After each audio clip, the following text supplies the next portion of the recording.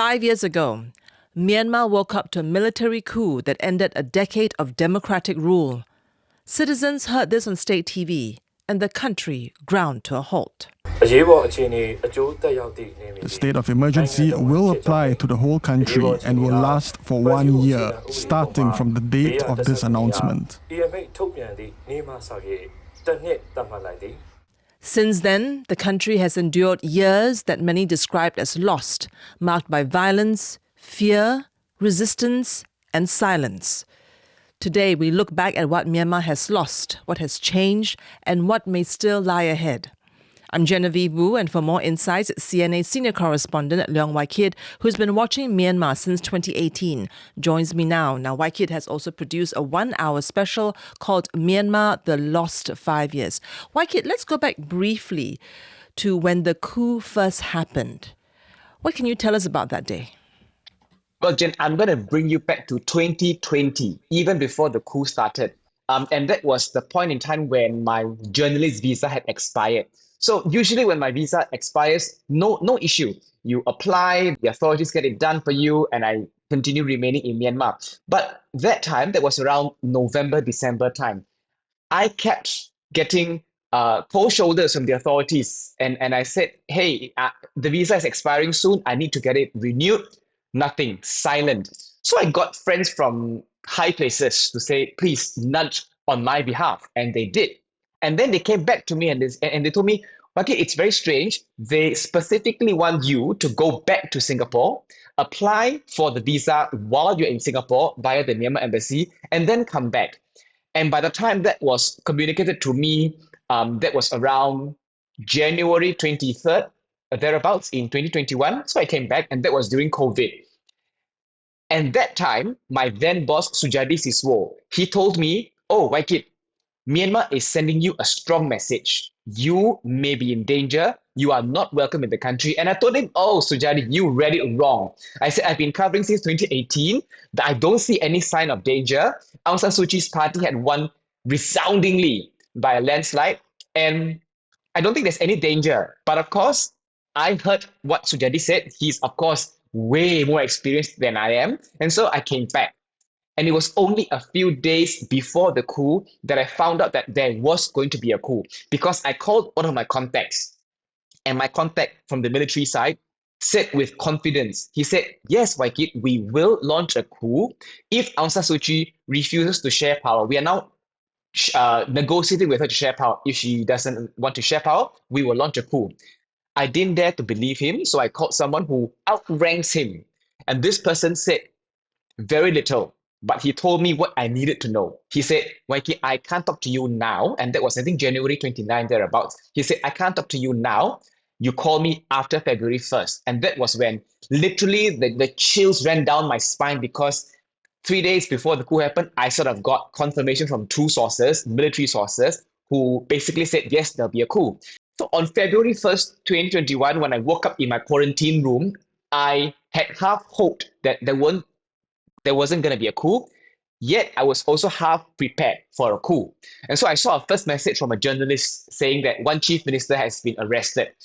Immediately, I called all my contacts from Aung San Suu Kyi's government side, but their phone lines were busy and it was very hard to get through to them. But when I finally got through to one senior official, I asked him directly, is there a military coup? And he said that he can confirm that Aung San Suu Kyi is arrested, Win Myint is arrested, and he told me that he's also going to be next. And I tried to ask him as many questions as I can, but I also had to quickly break that news. So after hanging out the phone with him and connecting live with our studio, this is one of my first live reports on CNA, and that is dated February 1st, 2021 in our morning show. Take a listen. He says that State Councillor Aung San Suu Kyi, as well as President Win Myint, various chief ministers, as well as regional and state officials have been arrested by the army. And he told me that he is currently in Yangon, and he heard that the Myanmar army are now coming for him. So he said that he's waiting for them in his house. So Wai Kit, the months that followed after the coup in February, the brutality escalated very quickly, didn't it? At first, the military were very tolerant with the protesters. About 6 days after the coup, people started organizing themselves, and then they came out large-scale protests. If you stand in the middle of the street, or rather, if you stand on a bridge and you look towards you, the horizon, you can see like waves of people. So people came out in droves, and the military was quite tolerant in the first few weeks or months. But then the turning point came when in first 2 weeks of February 2021, there was a protester who was shot in the head. Her name was Mia Kai. She became an instant household name because she died 10 days later, and she was the first fatality of the Myanmar military coup. And since then, the crackdowns have stepped up. The army had taken tougher and harsher steps towards quelling protesters. So as quickly as the protests started, months later, it sort of died down. And things were, taking a worse turn when they cut the internet, isn't it? The internet was down. Remember, both of us were talking to people in various parts of Myanmar at that time in 2021, and people wanted their voices out, remember? Even though internet was down, they wanted the world to know what was happening, despite the dangers. And you and I managed to get interviews on record, remember? But we had to figure out how to get it on air. Exactly. And we were just talking about this, Jen. It's been 5 years already, because I vividly remember the conversations we both had. You were producing a documentary on Myanmar. You had managed to get interviews done, footage filmed, and then it was about getting the footage out of Myanmar. So we were both coordinating, right? We were both coordinating how we can get that done so that we don't compromise safety. But at the same time, the internet connection was really bad. In fact, even to today, sometimes when I don't hear from some of my contacts, I start to get worried. I'll contact their next of kin and whomever, only to find out that, there was this internet block again for some reason. So it was a very difficult time. It still is a difficult time for many Myanmar people. Yeah, it's interesting because now and even back then, we were trying to find ways to get around the firewall. Like you said, even now it's intermittently on and off. There was even a ban on filming on cell phones. Suu Kyi had been arrested on the streets for just, filming on the phone. Remember, we were terrified for our sources' lives. They could have been arrested anytime if the footage was found with them. It was pretty tense, wasn't it? Exactly. I mean, if even we in the safety of our own offices and rooms, even if we felt that like this, what more worse can it be for Myanmar people, especially journalists who continue risking their lives to try and bring information out to the world? So looking back now, the scale and the speed of the violence and turning into a police state so rapidly, was that surprising to you? Because after all, in 2021, Myanmar has been a functioning democratic civilian government for some 10 years now, since 2011, isn't it? Right. I would say what surprises me was actually the speed of the violence. And I say this because I've been speaking with many people, some of whom grew up in the 88 movement, and they said that on February 1st, 2021, if the military had rolled out all their tanks and you put them in your large cities and you had your armed soldiers on the streets to show this defiant position of the army, if you had done that, then people would have been more fearful about going out to the streets. A lot of people tell me that because the Myanmar army underestimated the power of the people, they misread the signs on the ground. They thought, okay, we will just announce that there's going to be a seizure of power, and we'll see how things go. But because nothing was shown, there was no show of force for the first couple of days, people thought that yes, they could be empowered. And don't forget, Myanmar people have been known to get their voices heard because they have been pushing for democracy for the longest time. And so people filled the streets. Once the coup was launched, after 6 days, people started to gather to gain momentum. So the people who have lived through your 88 movement said that if on day one, the military had put a very firm stance on protesters coming out, perhaps the rate of violence wouldn't have been so high. And you spoke to a prisoner who was taken at that time, right? And she shared her experience. What did she say? This woman whom I interviewed in the documentary, we call her Hla Hla. That's not her real name. That's to protect her identity. But Hla Hla, when she joined the protest movement, she found out she was pregnant. But she continued to do that because she said if she does not succeed in fighting the junta her child will never be safe. In the child's next generation, the issues will remain. So she chose to go and protest. But eventually she was arrested and she shared with me her experience while in jail. Take a listen. They shocked me with an electric device during interrogation. They took turns interrogating me. One person came in and slapped me. I don't know who they were, as I was blindfolded. They randomly came in and hit me. They weren't really interested in interrogating me. One person came in and forced me to kneel. Then he kicked my waist. I begged him not to hurt my lower body. I'm pregnant. You can hit my upper body instead, I said. He said, do you think I care? Do you want your baby to drop out right now? After the military coup, Myanmar was placed under a state of emergency, and the military government promised early elections. But since 2021, they extended that state of emergency 7 times. Well, until last December, the elections were finally held, and even so, it was held in phases, 3 phases. Briefly, Wai Kit, what were the results of the elections, and what kind of government are we looking forward to now? Well, before I go on further, I just want our listeners to hear from one of the experts. His name is Aaron Conley. He currently is a diplomatic editor at The Economist on our show recently, and he talked about the state of the 2025-6 elections. Take a listen. The junta has always acknowledged that it wouldn't be a national election. They said that they would only hold polling in those areas that they had under their control. And to be fair, that was also the position of the previous government in 2020, where some of the ethnic conflicts in Myanmar, there wasn't polling in 2020 either. And it's really a sign of how much opposition there is to this military junta that they couldn't hold elections in 20% of the country. And it's been a very violent 2025 in Myanmar because the junta was so keen to reclaim parts of the country and to be able to open polling stations. And they say that even if one polling station can open in a township, that township will return a member of parliament. And so in many cases, even if an election is being held in an individual township, it might not be, even just a fraction of that township that is voting in this election. So very hard to say that this is a legitimate election. So not surprisingly, the USDP, which is backed by the military, had won, and they won by a landslide.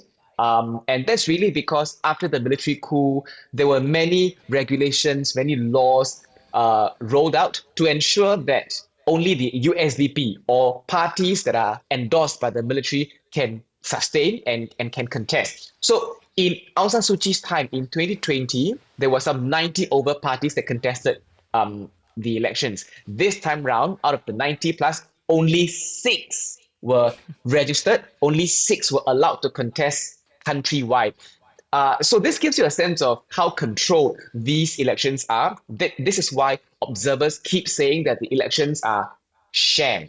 That said, the elections have been wrapped up. USDP has won. What we can expect is in March, Parliament will be formed. In April, the elected lawmakers will take their positions as elected lawmakers, and a government will be formed in April. So Myanmar can say it's held elections and, it's heard the will of the people, and it's formed a democratically elected government and so on. But like you said, it's been labeled a sham. It's raised eyebrows from the international community. For example, the United Nations and ASEAN both have neither recognized or ratified the election or the results. So how is this going to impact the new powers' relationship with the rest of the world? Who do we do business with? Yeah, this is a question that I have been asking starting 2023 when I knew that the junta was determined to hold elections. So every time I get a chance to meet a minister from an ASEAN member state or an ambassador or any senior official, my direct question to them would be, have you guys thought about how to handle a post-election Myanmar? On the record, the answer has always been, Myanmar is not ready to hold elections because it's not conducive, there's still violence, so we don't encourage that. Well, that said, Myanmar went ahead anyway. And what struck me was recently, Chief Min Aung Hlaing said that he doesn't quite care what the international community thinks about the elections, which strikes me as a surprise because This is one man who has been, in the last 5 years since the coup, he's been trying to paint himself as a leader who does not go against international norms. Yet at the same time, he's now saying, I don't care what you think about my elections. I only care about what my people think. So that's it. How is Myanmar going to navigate in geopolitics? I've also spoken with Dr. Motuza. She was a former diplomat at the ASEAN Secretariat. She is also an Myanmar expert based in Singapore. Let's take a listen to what she said. We'll need to wait to see more concrete signs of a transition and also a willingness to implement measures that signal such intent by any administration emerging from this election exercise. So this would also include addressing the priority of ASEAN's 5-point consensus, the priorities of ceasing violence, for example, or allowing and broader, not hindered humanitarian access are among those priorities. And up to now, of course, the current military regime has either ignored or sought to conflate ASEAN's 5-point consensus with the regime's own political roadmap. Now, in your documentary, there were quite a few harrowing accounts shared by the people you interviewed. There was a scene also that was fairly gory, a gory video which you watched. Why was it important for you to share these scenes? Well, before I carry on, I need to now tell our viewers that what you are about to hear could be distressing, even though you're not watching it. It's important for me to share these things because it is a reflection of what's going on inside Myanmar. I mean, when I saw those visuals, it was, oh my goodness, it was extremely painful to watch. I'll describe one of the videos that I watched, and it was sent to me in about 17 to 20 minutes.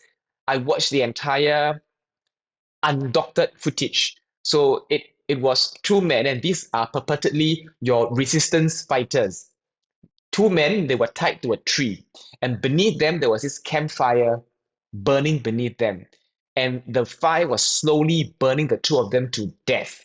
And you can see, Jen, my goosebumps are up as I describe this. And you can hear the squirms of the men, and the fire eventually killed them. It was very painful to watch. And then I've seen videos of corpses, right? Sorry, photos of corpses. Their heads are cut off. Their limbs are all cut off. Not just that, their flesh, every muscle, every shred of whatever you find in your body, your organs are all taken out, and only your bare bones are left on the ground. And these photographs were circulated. So I was very disturbed, but I wanted to understand the context. So I spoke to a contact who has background in military warfare. He said, these are two key messages. One, the military is allowing these photos to be circulated as a warning. And number two, it was concerning because this shows the level of civil war, how it has deteriorated. People are taking matters into their own hands. If I feel that you are not on my side, I kill you. And not only do I kill you, I kill you in the most unimaginable way possible.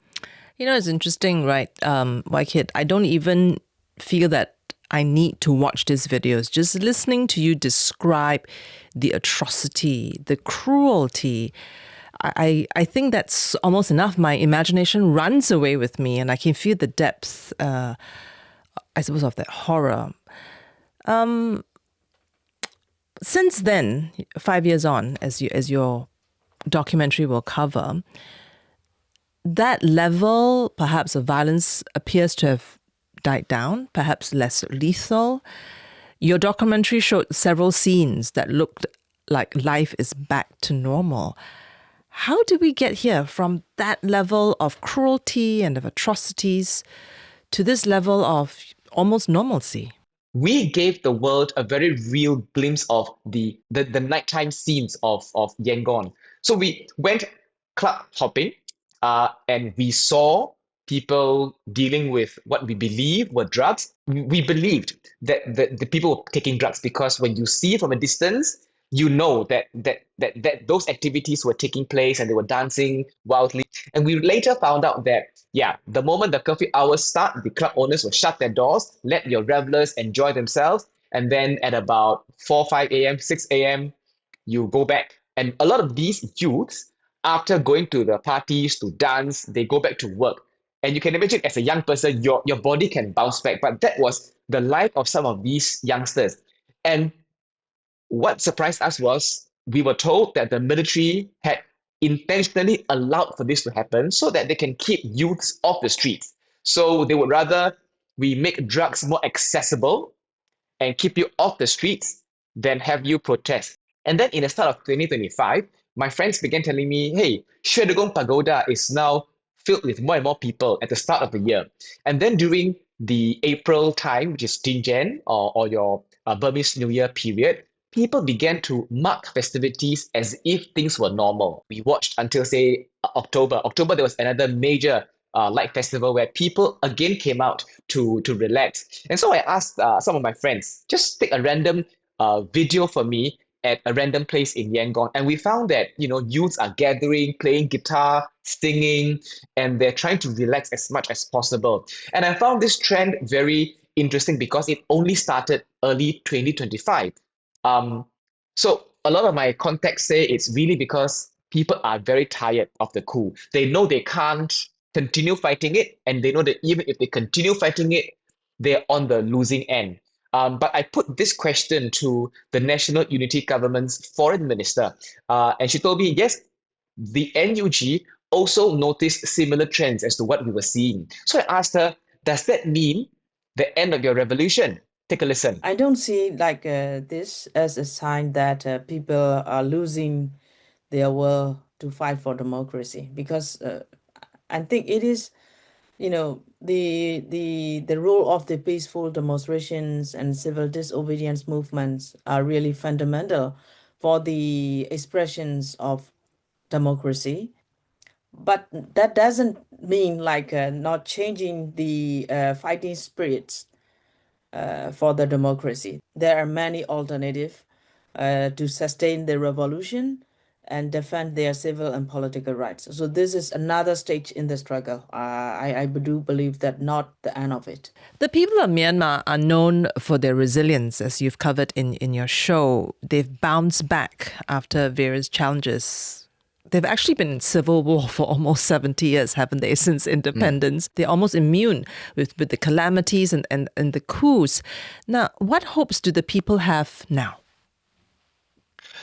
Well, let me direct your question to one of the journalists we interviewed in my documentary, and he would have been he would be in a better position to answer this because not only is he a Myanmar person, he's also been tracking developments inside of Myanmar, seeing the worst, perhaps also seeing as best as can be a situation in Myanmar. Let's take a listen to this journalist who wants to be known as Go'ao. I absolutely do not want to reflect on these 5 years. A period of our time has been completely wasted. Nothing positive came of it. I want to forget these 5 years. I focus on happiness and positive signs in the next 5 years. I'm focusing my hope entirely on those positive signs. And Jen, you are right about how the Myanmar people are resilient because, not only have they been through coups, they've been through calamities. You remember your cyclone Nagis, hundreds of thousands of people who died. And most recently, in 2025 March, there was the Mandalay earthquake. And I remember my first ever story when I was posted to Myanmar in 2018 August was a flood story. And that touched me because when I went to those flood zones and people are displaced, they've lost their money, they've lost their property, they're all staying in makeshift places. And when we went to film there, this auntie signaled to us and said, come join us, we are eating. And I'm like, and that moment it struck me that those with the least actually give the most. And that was one of my most memorable meals. And from there, you see the people's resilience. Yes, I have lost everything, but let's enjoy this moment together. So that was in 2018. I don't know whether or not people still have it in them right now to overcome this challenge and continue to show the resilience that they have as a people. One last question, which has actually been on my mind. Aung San Suu Kyi, the icon of democracy in Myanmar. What happened to her? Where is she now? What's her fate? This is the biggest secret of Myanmar. I have been trying to ask my wide network of contacts. The closest I get is that she is still in good health, not in critical condition or anything. So that's what I got. And every time, surprisingly, every year, nearing February time, my contacts will tell me, Wai Kit, stand by. We are likely to release Aung San Suu Kyi. And I always have this hope because some of my Myanmar military contacts have given me real info. But at the same time, when they tell me this, it didn't happen. That said, will she be ever released? It's a big question mark. But if I were to work backwards, reverse engineer an analysis, if she were to be released, I would imagine the timing to be after April, because that would be when your parliament is formed, when your president is elected, and the president can, perhaps in one of his first orders of things to do, would be to be magnanimous and say, I will release Aung San Suu Kyi. And by then, if you do release her, you wouldn't imagine her coming out guns blazing and say, let's go to the streets to protest. You would know her as a peace icon. She's unlikely to ask people to take up arms and fight. Wai Kit, thank you for putting together this documentary. It could not have been easy getting people to speak despite the risks and uncertainty involved. Many who spoke to us are still living with the threat of reprisals, yet they chose to be heard. Their courage in bearing witness and refusing to disappear into silence should not be taken lightly. And while the past 5 years may feel wasted to many in Myanmar, marked by loss and missed futures, the struggle has not ended, and neither has the hope. Hope that persists in different forms. Quieter, perhaps, but no less determined. Thanks for joining me for this episode of the CNA Correspondent podcast. It's brought to you by Clara Ong, Tiffany Ang, Nat Vetavero, Craig Dale, and me, Genevieve Wu. Bye for now.